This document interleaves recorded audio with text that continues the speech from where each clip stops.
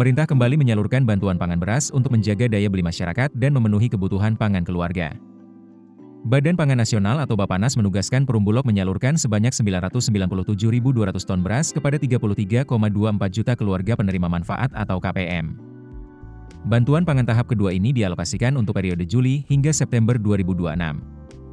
Penyaluran akan dimulai secara serentak pada 17 Agustus 2026, bertepatan dengan peringatan Hari Ulang Tahun ke-81 Kemerdekaan Republik Indonesia.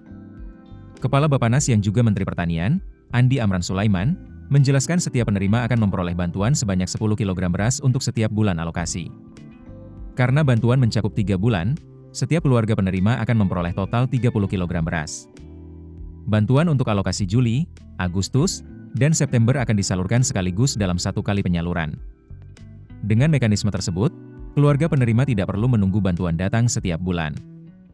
Pemerintah menugaskan Bulog untuk menyalurkan cadangan pangan pemerintah kepada seluruh penerima yang telah ditetapkan. Total beras yang disiapkan dalam program ini mencapai 997.200 ton. Jumlah tersebut akan disalurkan kepada lebih dari 33 juta keluarga penerima manfaat di berbagai wilayah Indonesia. Pemerintah juga menyiapkan anggaran sebesar Rp17,52 triliun untuk pelaksanaan program bantuan pangan tersebut. Program ini menjadi bagian dari jaring pengamanan sosial. Pemerintah berharap bantuan beras dapat membantu menjaga daya beli masyarakat, terutama dalam memenuhi kebutuhan pangan pokok. Selain itu, program ini juga ditujukan untuk memperkuat stabilitas pangan nasional. Penyaluran bantuan pangan tahap kedua akan dimulai pada 17 Agustus 2026. Tanggal tersebut dipilih karena bertepatan dengan peringatan Hari Kemerdekaan Republik Indonesia. Direktur Distribusi dan Cadangan Pangan Bappenas, Rahmi Widiryani, mengatakan momentum tersebut dinilai tepat untuk memperkuat kehadiran pemerintah di tengah masyarakat. Penyaluran bantuan akan dilakukan di berbagai wilayah secara bersamaan. Pemerintah berharap bantuan dapat segera diterima oleh keluarga penerima manfaat sesuai data yang telah ditetapkan. Dalam proses penyaluran, Bappenas juga membuka peluang bagi koperasi desa atau kelurahan Merah Putih untuk menjadi lokasi distribusi bantuan.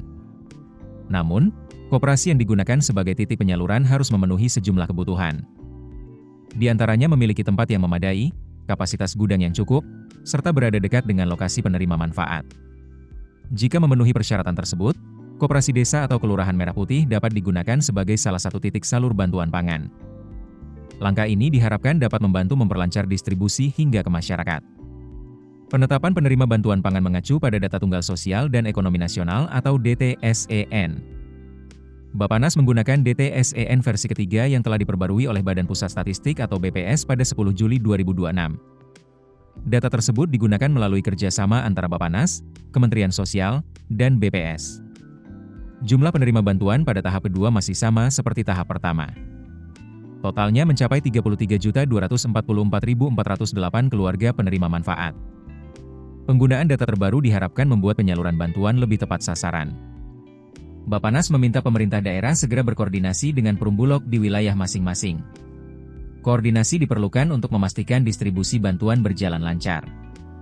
Pemerintah menargetkan penyaluran bantuan pangan tahap kedua dapat mencapai seluruh penerima.